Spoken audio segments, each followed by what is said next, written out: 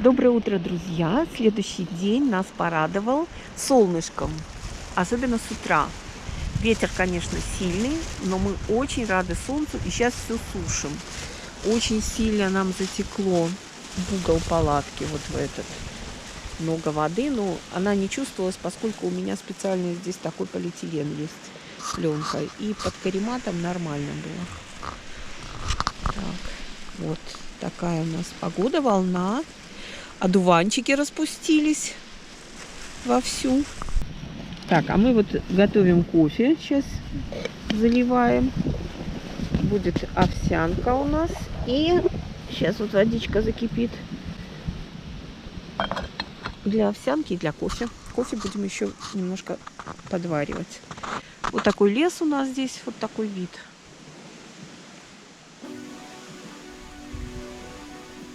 Солнышко, батарею поставили солнечную.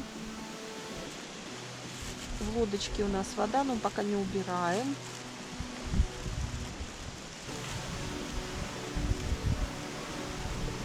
Такой вид, панорама. Так, наливаем кофе.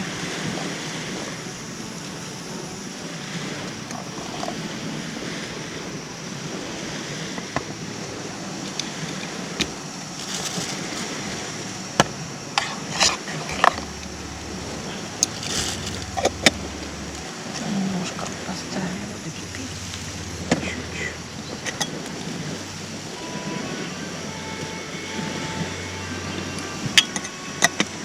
Так, сюда мы насыпаем кашу.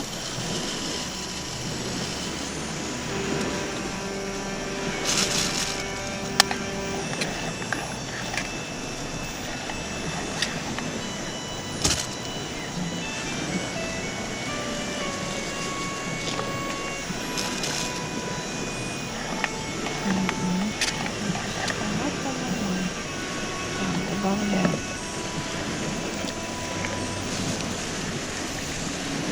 масло. Кашу маслом не испортишь. Так,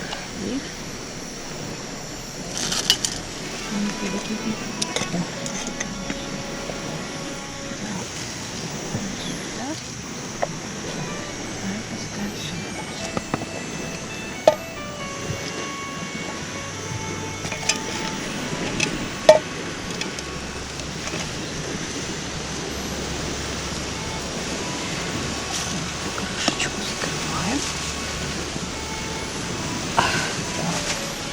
И варим кашу. Так, каша сейчас кипит, соль добавим.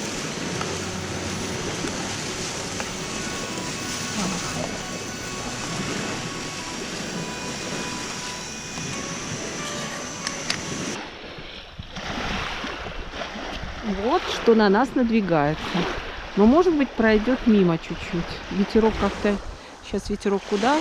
Ветерок не в лицо, да. Значит, на нас. Так, закрылись от комаров. Привет, ребята. Да, кофе вот здесь, в чайничке. Мы вчера поймали достаточно много окуней, а также пару красноперок я поймал на червяка и еще пару плотвичек и еще одного даже подлещика. Вот. Сегодня пока еще на рыбалку не ходили. Сейчас будем есть овсянку и пить кофе. Да. Сегодня гораздо теплее, солнечно, нет дождя и ветер не такой сильный. Поэтому можно высушить все те вещи, которые у нас намокли. Так. Ну и, в общем, радостно. Радостно позавтракать. Да. Вот это как раз у меня полезная штука, закрывать, чтобы не остывало. Так, ну давай пробуем кашу. Ты будешь сгущенку туда добавлять? Да. Так, сейчас.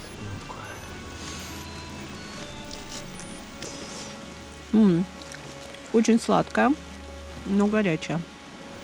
Это что тоже хорошо. Чуть-чуть сюда. Угу. Мне чуть-чуть добавь, чуть-чуть только. И сюда. Угу. Да.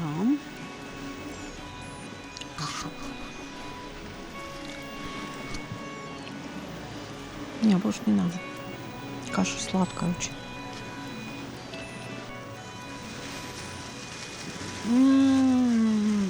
С изюмчиком 2 видов.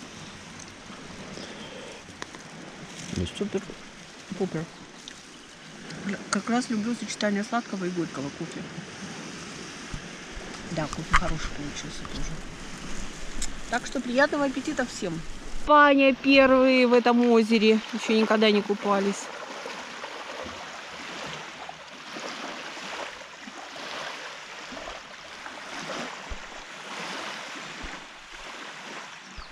И вообще в этом сезоне. Да, в этом сезоне первый.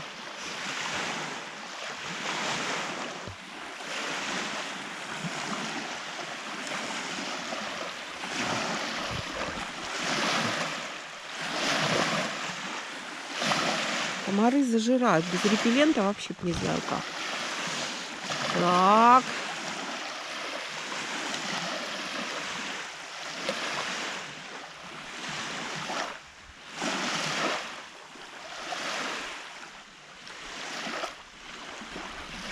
И мошка сегодня появилась. После вчерашнего дождя сегодня вышло солнце и появилась мошка. Это сегодня у нас 16 июня. Оп! Великий плюх. Великий плюх. Ха-ха, молодец. Погрел воду. Ребята, утром все были раскрыты, когда солнышко было. И все такие желтенькая полянка. Чудо. Цвет воды персиковый опять. Очень красивый цвет воды. Вот мошка. Вот сейчас птичка. Она испугалась моего водяника, такое ощущение. Меня с камерой она испугалась. И капает дождь. Все прятать. Вещи как раз подсохли. Сейчас вам солнышко покажем. В погоне за солнцем. За мной очень красивое место, которое я люблю. Здорово. В общем, план немножко у нас мы разработали. Скорее всего, мы поплывем вдоль всего этого озера. Оно длинное. Озеро Пионерское. Раньше, до 1948 года, это озеро называлось Куоли-Маярви называлось. И, между прочим, это переводится озеро смерти. Я посмотрела, почему оно так называется. Оказывается, потому что это озеро, вообще такое название было еще в 16 веке у него. Предполагаю, что из-за того, что здесь очень много родниковых источников, то есть холодная вода, и если кто-то, люди заплывают, сводят ногу и погибают люди. Якобы не находят даже людей. Причем рядом тоже такие жуткие названия озер. Озеро Ужасное, озеро Чертово, озеро Чертенята. В общем, такое место. Но я это место воспринимаю очень благостным. Очень. Это вот как бы недавно прочитала, а до этого мне от него, для меня оно принимает, по крайней мере, нас принимает.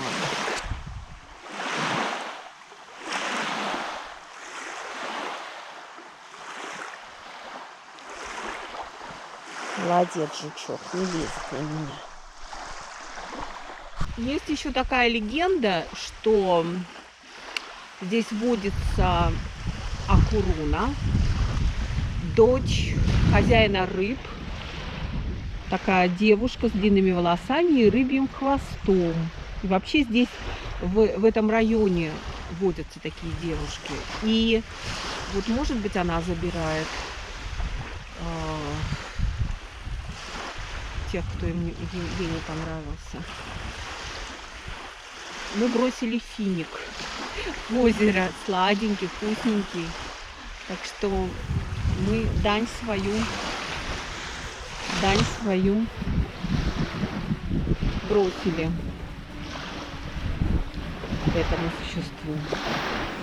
Богиня, богиня, богиня. В 1948 году озеро было переименовано Пионерское. Причем совершенно невероятная история. Пионерский лагерь был построен в месте, где было лютеранское кладбище, его сравняли и на этом месте построили пионерский лагерь. Ну, потому что люди же были совершенно неверующие, атеисты, что душ нету и так далее. Это представляете? И от этого пионерского лагеря и все озеро получило название. Вот такая история.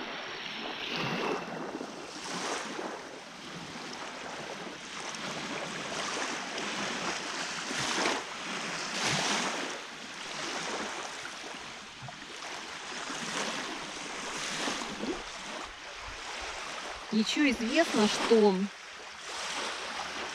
здесь такой финский гуманитарный деятель, просветитель, первый переводчик Библии на финский язык Микаэл Агрикола умер.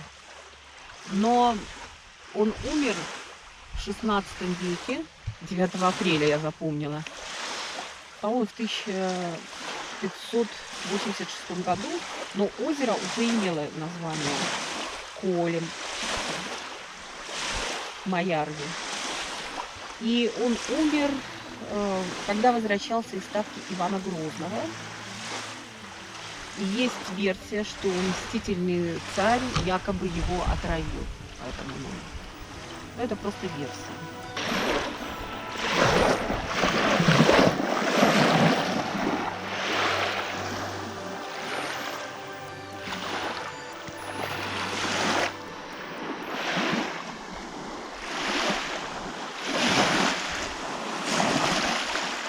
Это такое место, знаете, Карельский перешеек.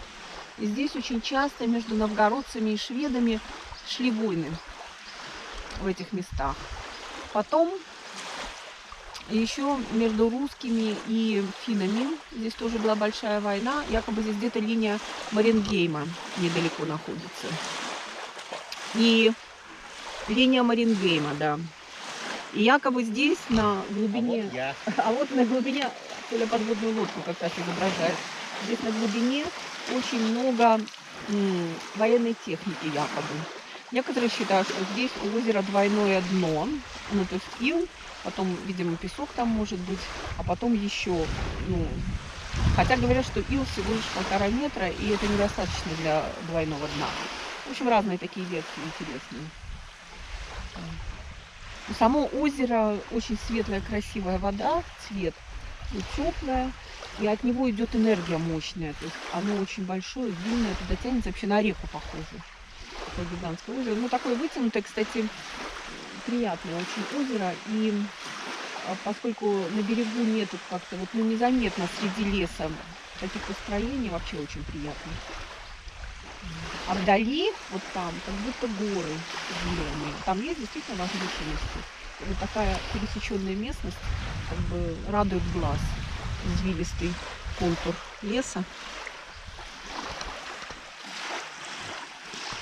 А мы сейчас хотим пойти на рыбалку. Перед дождем, сейчас должно клевать, перед дождем, вечер.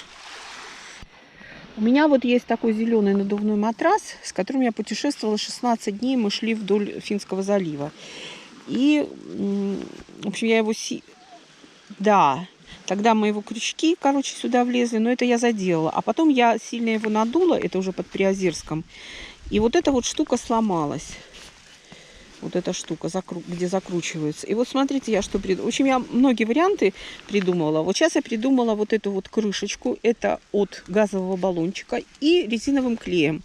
И то есть, когда надо его сдуть, ты резиновый клей убираешь. Главное, чтобы он держал. Посмотрим. Вот сейчас засохнет, пусть сутки пролежит, и потом я надую матрас. Так, дождь. Кажется, дождь начинается. Убираем все. Так, пришли на рыбалку, наверное, часов 10-11 час. Там сейчас такой ветер был, такая волна, прям дюдюха берег. Но я в палатке просидела. А Николюся бегал там, что-то делал.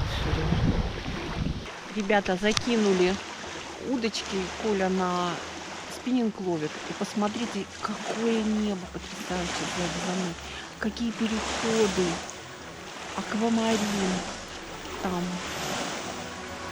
И разные оттенки синего, темного синего, светлый, средний синий. Очень красиво.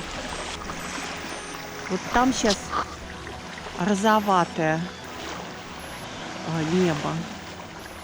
Такая сизая. Дальше такой идет холодный синий, светлый. А здесь вот оттенки голубого пошли, темного. Возможно, даже зеленоватость какая-то есть, холодный такой синий.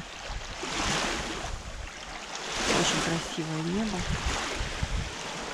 Здесь ветра поменьше, волны, и очень здорово. Ребята, ничего мы не поймали, вообще не клюнуло ни разу. Ну, посидели, постояли, полюбовались водянисто-голубым небом. Да. Беж старой розы цветом.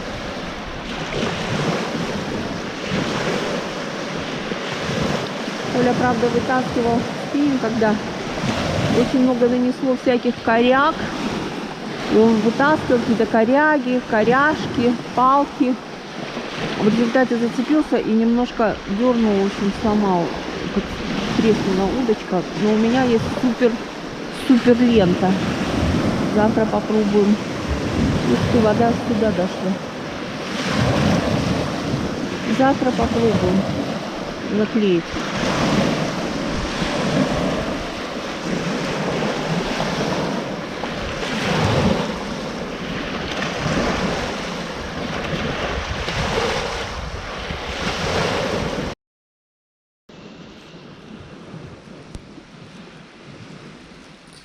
Утро следующего дня.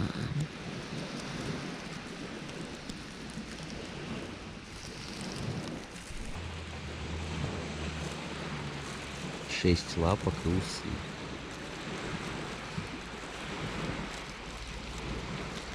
Так, вылазим из палатки. Новый день. Ой, господи. Так. Ветер поет. Так, что у них сегодня на завтрак-обед? А у них сегодня вкуснющая ветчина с пюре. Ну да. И кофе с бальзамом. И лук с майонезом. Пробуем вот эту вкусняшку.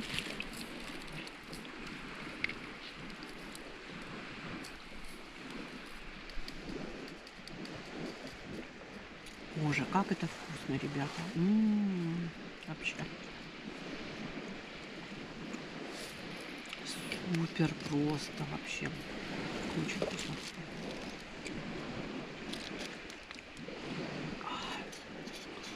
Ты знаешь, бальзамчика бы еще добавила. Что кофе недостаточно крепкий. Ну вообще супер-пупер. Да сегодня опять вот во второй половине дня, смотрите, какая красивая туча на нас идет. Вот там поливает вовсю дождь. Но мы пока дождя нету, ходим там, что-то делаем там. Но как только дождь, мы засядем и будем играть в шахматы. Первый турнир в этом сезоне. Интересно, кто выиграет. О, видите, какие тучи красивые, обалденные тучи.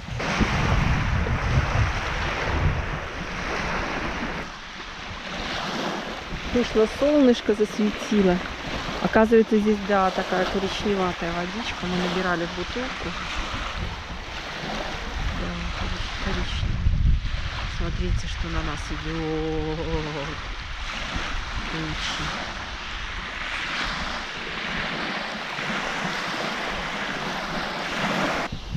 Так, проверяем то, что мы вчера клеили. Смотрим, сейчас надуем. Посмотрим, как оно.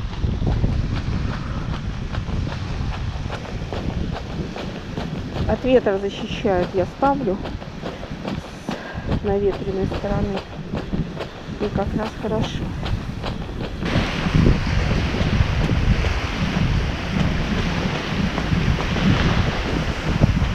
Ветерок теплый, приятный такой. Без дождя вообще было бы нормально. Или дождь, или ветер. Вот как бы под дождем, если нет ветра, отлично ходить в дождевиках. Но главное все-таки начало лета все-таки достаточно тепло. Хотя ночью было 10 градусов. Нас спасают наши 4 спальника и один мой зимний. До нас пришел ветер, ребята. Туча дошла до нас. Волна поднялась. Класс. Так. Вот, и, ну, видите, у нас деревья есть, но ветер в ту сторону. Поэтому так, капли дождя начались. У нас вообще такого еще не было, чтобы вот так мы палатку делали. Не взяли полиэтилен на всю палатку, пришлось вот такими частями. Вот там вот я вижу стена дождя сейчас к нам приближается. Вон она. Там, где вот светлая такая полоса. Вот на меня капать начало немножко.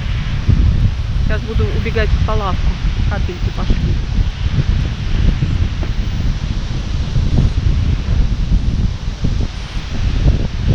На лицо капает. Ух, супер вообще. Такая энергия классная. Вообще такой восторг, теплый ветер. Так классно. Очень здорово. Привет, ребята. Произошла очень интересная история такая. Я ловил на джиг-головку, на твистер. И, в общем-то, вчера волны, очень сильные были волны, и, в общем, ничего не клевало. Плавало по воде много всякой разной водяной гадости, коряги всякие разные, пучки травы. И, в общем, у меня произошел зацеп. Казалось бы, обычный, я дернул. И вот у меня вот такое вот удилище. Я его не сломал, но возникла вот такая вот трещина. Вот смотрите. Видно, да? Видно трещину? Видно? Да. Вот. То есть он вот таким вот образом треснул здесь. Что это за материал? Ну, что я могу сказать? Это спиннинг дешевый. Называется Акама. Естественно, это не угольный спиннинг. Я его купил как-то в Приозерске очень за недорого, просто потому что нашему товарищу не хватало. У него не было спиннинга, он его забыл где-то далеко. Но поскольку в случае, если попадется крупная щука, эта трещина может помешать, мы решили произвести ремонт с помощью вот такой интересной вещи. Это что-то наподобие промышленного скотча, который мы приобрели в электричке. Вот такой вот кусочек. Он достаточно плотный, толще обычного. То есть напоминает такую тонкую пленку. Я бы даже сказал, сравнимую даже с тонким ковриком для мышки. Такие вот бывают. Или материал, из которого делают папки для бумаг. Знаете, что-то наподобие этого. Точно не могу сказать, как он называется. И сейчас мы сделаем следующим образом. Испытываем вот этот материал на данном удилище. Первым делом мы сделаем так, чтобы в эту трещину мы немножко намажем резинового клея. Вот видите, вот я когда вот так нажимаю, она расширяется. Понимаете, да? То есть если нагрузка на удилище, одно из колен дало трещину. Вот это вот удивительно. Сюда берем немножко резинового клея. Во-первых, сначала мы делаем следующее. Сначала мы при помощи нитки небольшой, вот у нас где-то здесь есть нитки, измерим диаметр. Вот, нам подойдет абсолютно любая нитка. В данном случае это будет кусочек плетенки небольшой, вот такой вот, видите, да? И с помощью нее мы измерим диаметр нашего удилища. Что еще важно? Здесь немножечко оно сужается, да, понимаете? Надо приклеить этот кусок так, чтобы не было волн, бороздок разных, всего прочего. И ширина куска должна быть где-то вот примерно, ну, сантиметров 7-8, где-то плюс-минус, да, чтобы закрывала всю эту трещину. По большому счету, пока таких рыб, которые бы могли сломать этот спиннинг, мы на него не ловили, на самом деле. Потому что, по-моему, я на конкретно это удилище не вываживал щуку крупнее килограмма вообще, если мне память не изменяет. То есть, когда я поймал когда я ловил довольно крупную рыбу на Ладожском озере, там у меня был, конечно, спиннинг Shimano Katana, который выдерживает нагрузки, дай боже. А еще если поставить плетенку 0,4 мм, что я когда-то делал на ультралайте, что, в принципе, некоторые рыбаки, наверное, скажут, что это извращение, но у меня была такая ситуация. Я даже вытаскивал кусты. Прям вместе с кустами выдирал камыши с корнем. Тут вот так не получилось. Вот такой вот длины. Не знаю, скорее ширины. Ну, тут ширина, я так понимаю, вот это, а вот это длина, да? Вот такой длины нам нужен кусочек вот этого тканевого скотча. Что мы делаем? Кладем наш измерительный прибор в надежное место и отматываем. Как отматывать? Я так понимаю, отматывать надо вот так. Так, вместе с пленкой надо, а потом пленку убирать. Пленку Ясно. в последний момент. Так, вот, значит, мы открываем его, да, вот есть такая защитная пленочка, я так понимаю, что клейкая поверхность у нас под... Да. Угу. Прикладываем. Я сделал немножечко с запасом, поэтому хватит точно. Угу.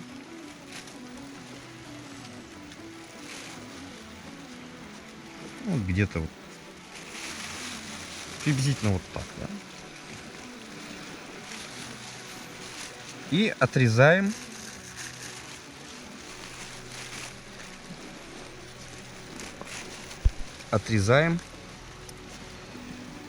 небольшой кончик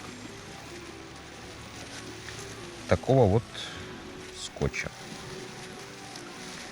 Вот, честно говоря, мы пока не знаем, как он называется по-научному. Я думаю, что название мы напишем в комментариях. Или же оно сейчас возникнет у вас в виде букв на экране. Отрезаем. Вообще, вот этот скотч, те люди, которые нам его продавали, они говорят, что им можно заклеивать хозяйственные предметы, в которых носят воду, то есть даже пластиковые ведра, что достаточно для скотча, ну, удивительно. Ну и первым делом мы сделаем вот что. Капнем сюда немножечко резинового клея. Где у нас он здесь, да? Угу. Который делать это нужно обязательно над каким-нибудь пакетом. В данном случае вот у нас целлофан.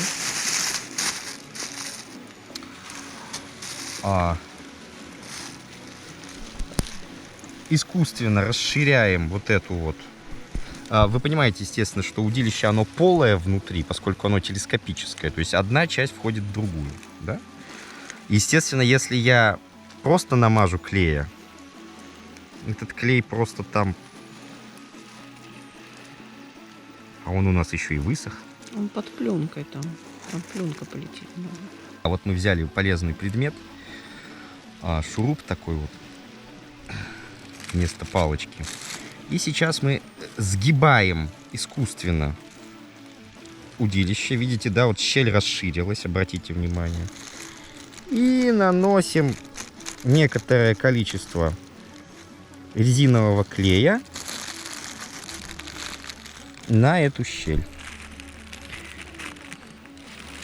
В принципе, одним клеем тут, естественно, не обойтись, но это мы так, для верности. Главное у нас... вот мы вот так прям щель заполняем резиновым клеем. Чем хорош резиновый клей, ребята? Все предметы, которые должны быть у вас эластичны, будь то, допустим, он ведь клеит не только резину, понимаете. Допустим, там предметы одежды.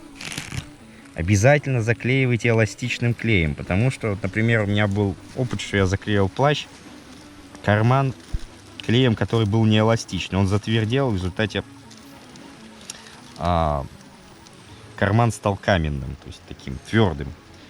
А предметы одежды, как вы понимаете, должны изгибаться по, как сказать, по своему назначению. Если что-то будет снаружи, ничего страшного. Вот, ничего страшного. Потому что мы сверху наклеим наш супер скотч. Кстати,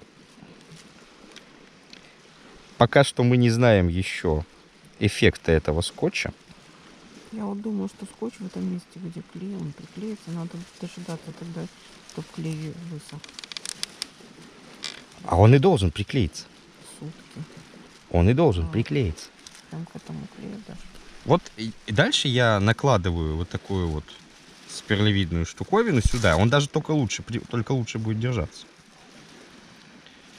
Дело в том, что, еще раз повторюсь, поскольку удилище полое внутри, там это как бы такие цилиндрики небольшие, одним клеем бесполезно это заклеивать, эту вещь. Потому что как бы не...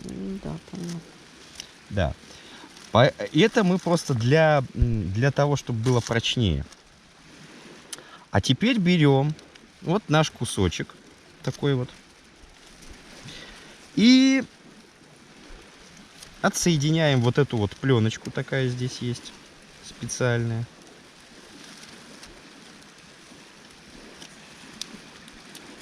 Оба-на!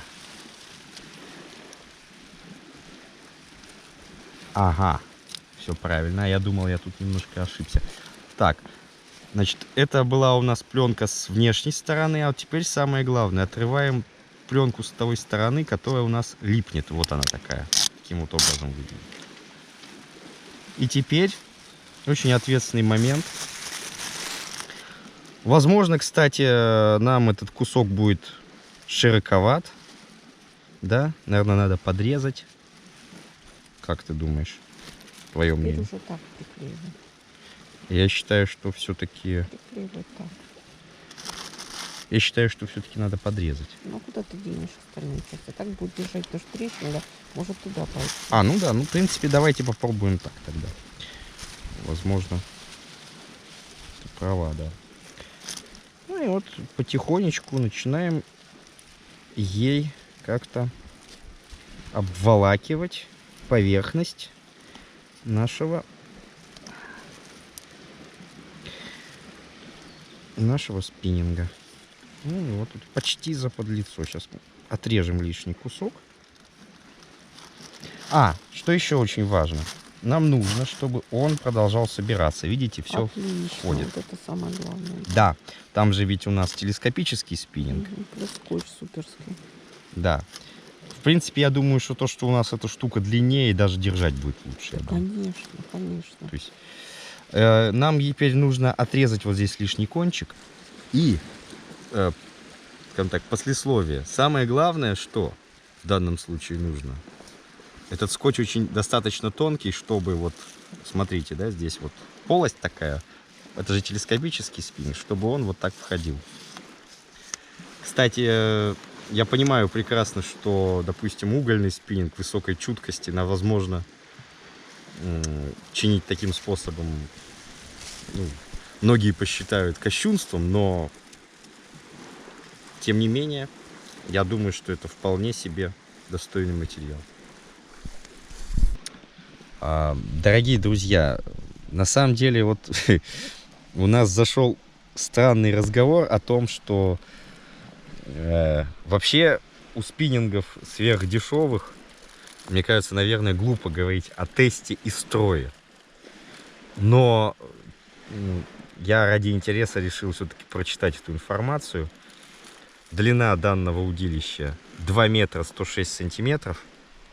Я так понимаю, да? 2,106. Дальше.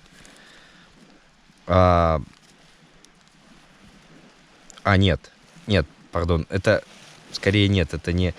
в общем, 2 с чем-то метров вот здесь стерлось. Тест от 50 до 100 грамм. Ну, это вообще, вот с точки зрения рыболовов, Ну, такой дубовый вариант, потому что, вот, допустим, то удилище, которым ты ловишь на удочку, настоящее угольное, которое спиннинг называется Dragon Raffer, он хоть и телескоп, но угольный. У него тест 10-30 грамм. То есть приманки, блесны, воблеры, грузила, ну, все в целом, что у тебя на леске. Идеально, если будет в этой амплитуде от 10 грамм до 30. Это вот можно больше, меньше, но это вот та амплитуда, вот обычно на удилище указывается, которой, если это кастинговое удилище, подобные веса кидать, в общем, скажем так, приманки весом из этой амплитуды, да, кидать лучше всего и дальше всего. Ну и как бы безопаснее всего от того, что ты что-то сломаешь. Естественно, можно больше-меньше. Так вот, меня просто поражает, что вот если начало 50 грамм, ну вы представляете, это где-то, ну, это даже не двойная блесна тандем, вот которая у меня, помнишь, с двумя лепестками. По-моему, даже она легче, чем 50 грамм. Вот это меня как бы смешит и забавляет.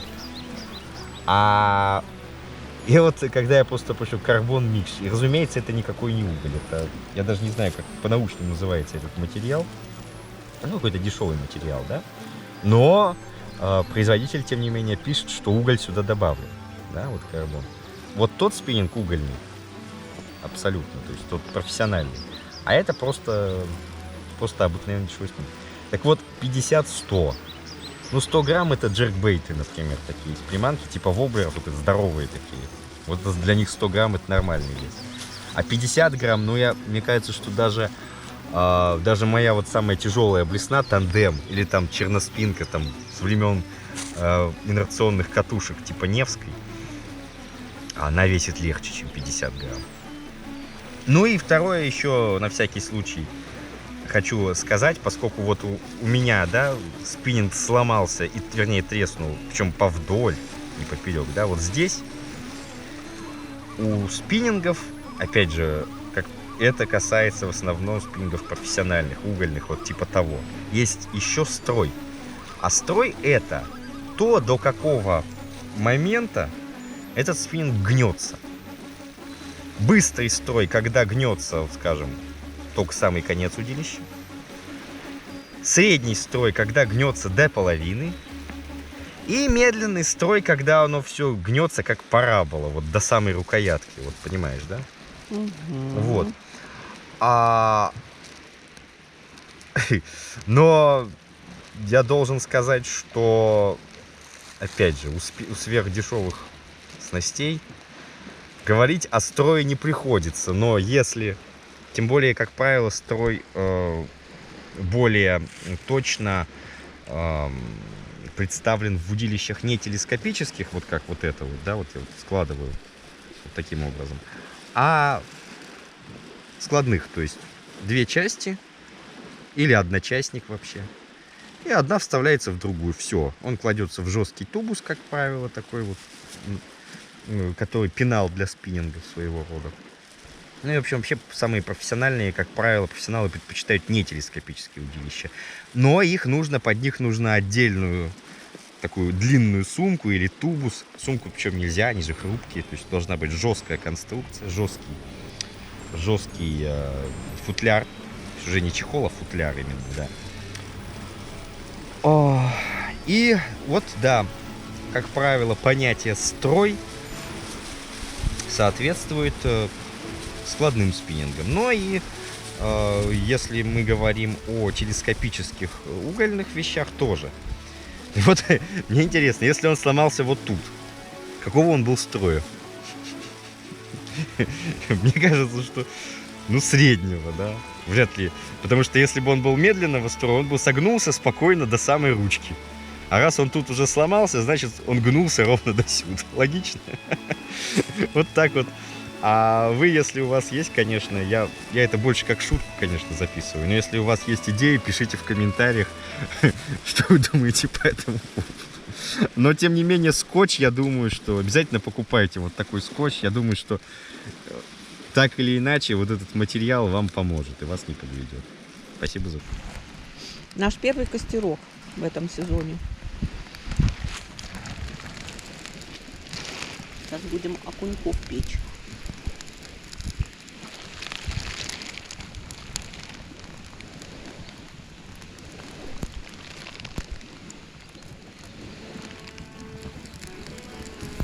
А я собираю для чая. Малина тут, земляничная, елочная. Сейчас жасмин и акацию добавлю. Что значит в яме, да? Хорошо горит. Ну и вообще. Так, ну вот в кастрюльку положили цвет акации, малина, черника, земляника. Лепестки не то яблони, не то жасмина. По-моему, яблони все-таки. Так, что еще? И елочки. Елочки где-то. И еще соцветия. Это яблоко. Где соцветия? Вот они. Посмотрим, что за чай получится. Крылёшку там 7 штук, по-моему. Готовность будем определять окуня по вкусу. А сейчас, смотрите, мы на открытом огне. Она будет такой вкус подкопченый. А кожуру мы просто снимем, как обычно, и выкинем просто. А вот такой чай у нас тут. Вот, потихоньку закипает.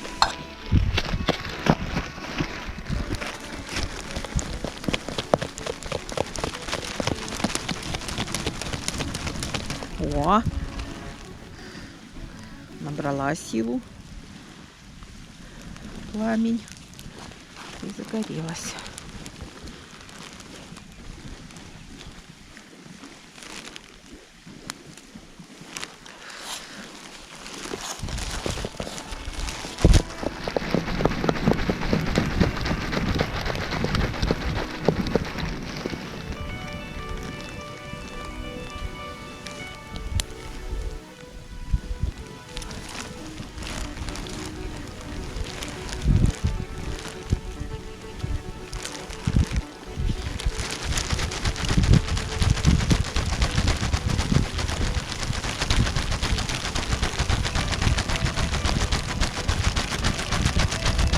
Вот знаете, я думаю, что, наверное, действительно есть такие печки, которые на батарейках, они как с Карлсоном называются, в общем, с вентилятором.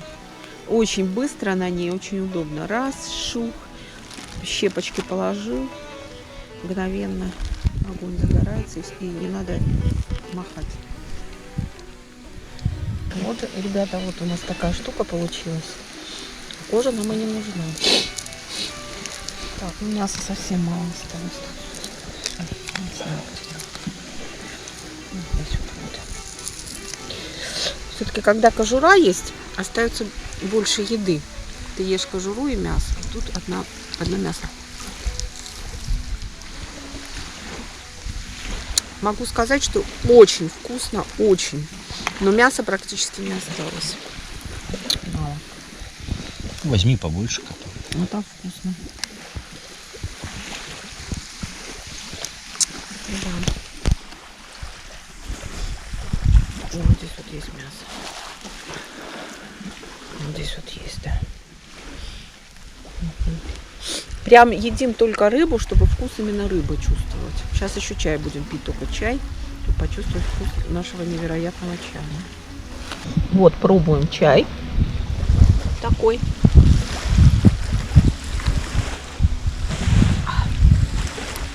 Супер, мне очень нравится. Он такой, знаете, даже сладенький немножко. Очень-очень вкусный.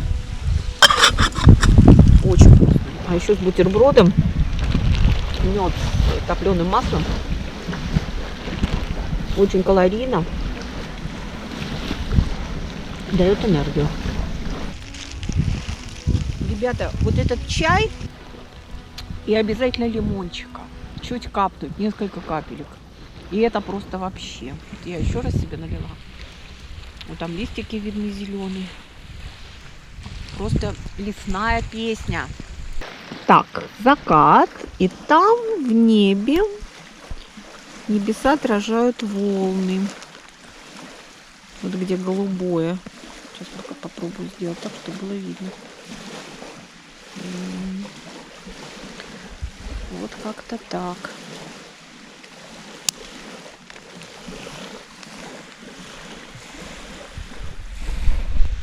Проехала лодка с рыбаками, с двумя, мужчина, женщина, на дорожку, на удочку. Так, Николюсенций решил попробовать счастье прям сразу. После ужина прямо на нашем пляже. Как это? Рядом с костром. Сразу после чаепития Только что. можно и покидать спортивно спиннинг. Опа.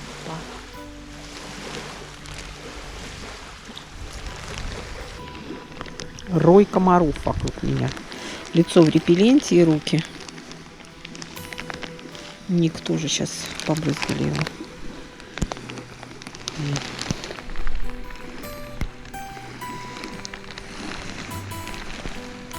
Так. Закат. У Николюсенцева там ручей есть. Он туда вдаль пошел.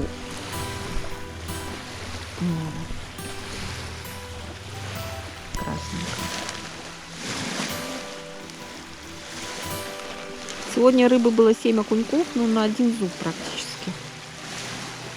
Потому что с чешуей вместе с кожей, чешуей вместе с кожей выкинули. И осталось всего на один зуб. Интересно, Николюсенцию удастся сегодня поймать рыбёку побольше нам на завтра. Интересно. В принципе, здесь такие песчаные пляжи, вот как раз вечером по ночам судак клюет. Ребята, и еще мелкая мушка летает. Но она обычно нападает, когда вспотеешь или что-то такое. И тогда она уже прям вообще злобствует. А так она летает себе сама по себе. Не передает. Ну-ка, сейчас, если я опущу.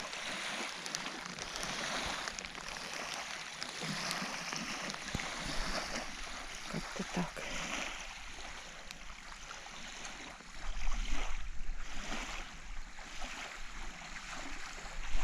Ребята, сжигаю мусор.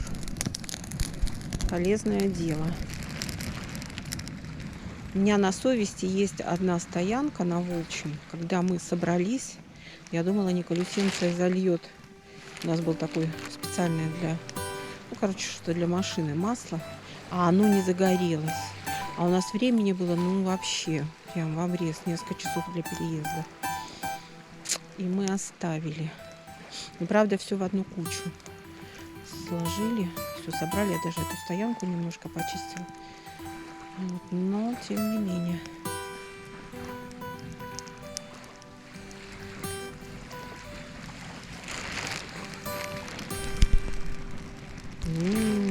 Как сгорается классно. Веточку кину. Ну так, сыроватое все, конечно, дымоухи много.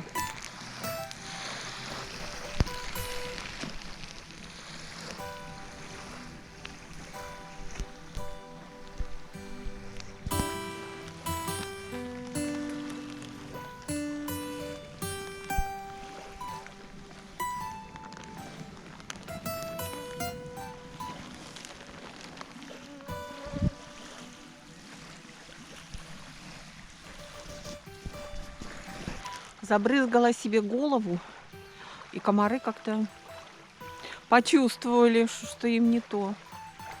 Слегка разбежались. Наш вечерний огонек перекликается с закатом.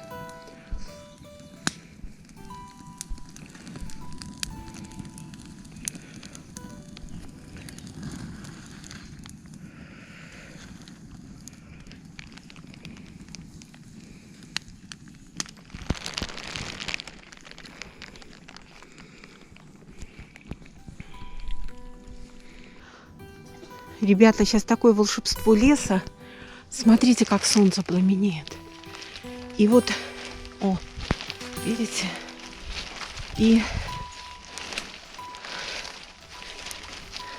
кусты все в этих солнечных лучах, этих желтых. А Николюсенция оборвал, зацепился за верх березы. О, видите, какая красота, боже. И оборвал блесну. В общем, пошел на другое место. О, красота какая. Яркое солнце. И все волшебное. Сказка. Сказочное волшебство. Лесное. Да.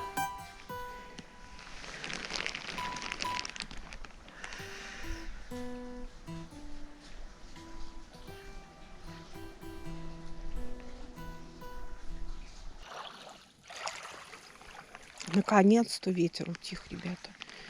Боже, и вода теплая-теплая. Просто чудо. Просто чудо.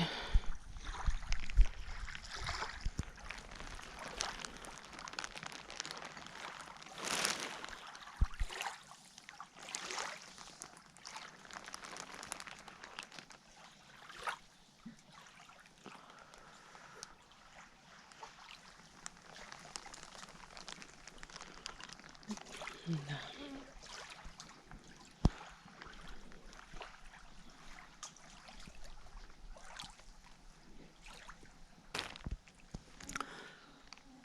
Он яркий очень.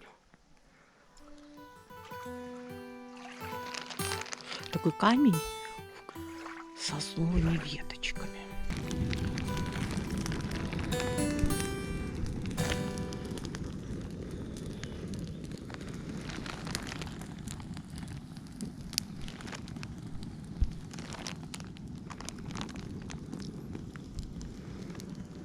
Действительно убедились, как дым разгоняет комаров. Но только в том месте, там, где он есть.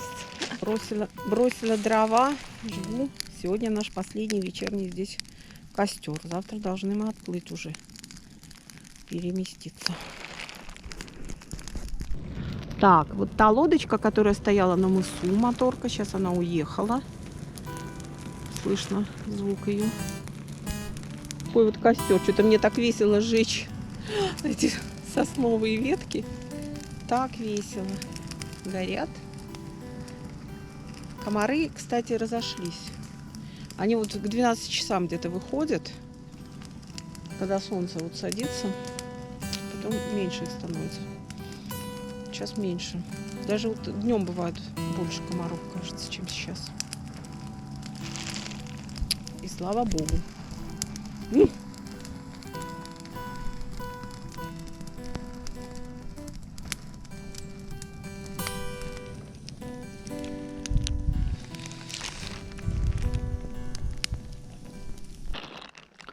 Ребята, наконец-то наступила тишина.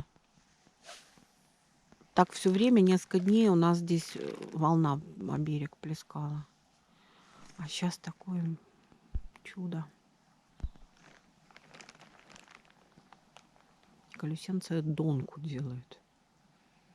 Забросил, и сейчас эти колокольчики туда приделает.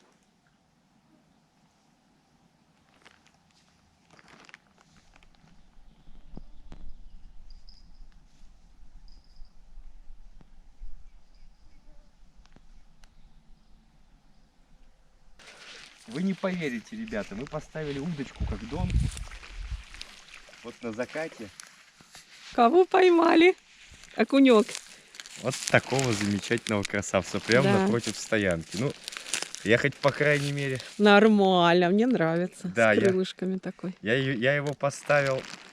Я ее поставил как закате донку и поставил бубенчик. Представляете, ну так никто не делает обычно, поплавочный удочки. Слушай, ну ты дернул, так И интересно. мне было очень лениво. Ну, поверх поплавка уже не особо видно. Ага, уже значит, темно. ты здесь поймали. Давай еще сейчас попробуем Да. закинуть. Насадил пучок червей, во-первых, поставил вот донку на джиг-головку, на крупную, и на пучок червей. И там Ага. крючок вот такой здоровенный крючок. А здесь крючочек маленький. И вот здесь у нас никогда ничего не клевало. А тут я закинул, вы представляете, по идее, ведь когда клюет, сначала поплавок ныряет, вы же понимаете, да? Да. А тут так клюнуло, что бубенчик зазвенел, который был на конце удочки. Да, так видно было, как удочка аж даже То есть я только сел, дернулась. думаю, да ну его, не может такого быть. Так такая вкуснятина. Вот, ребята, даже если все способы ловли перепробованы, всегда не надо отчаиваться. Вот смотрите, он закусил крючок так глубоко, что мне приходится применять мои щипцы. Потому что я его прозевал. Я, кстати, вот впервые так сделал, решил, ну, просто неохота удочку в донку переделывать. И тут вдруг бац! Я что-то сходил на наше место, думаю, блин, там, ну, что-нибудь. А там такой комарятник оказался, я думаю. Хорошо. Ночной костер. Ночной костер рыбаков. Скажи.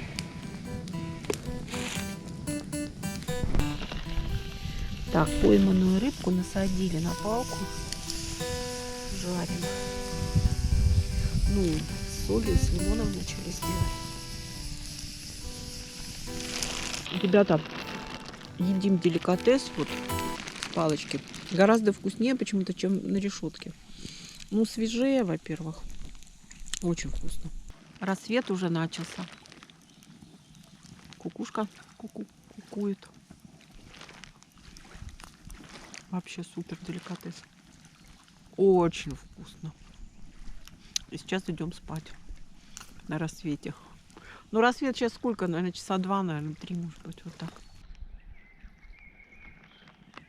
Расчистилось небо и начался восход потихоньку.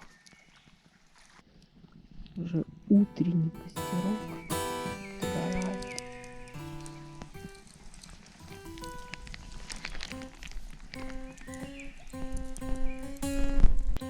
Так, вот такой восход солнца начался. Так, как бы оптику.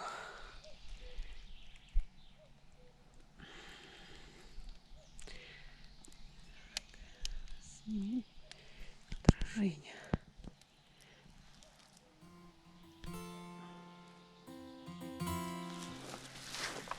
Так, наши удочки стоят.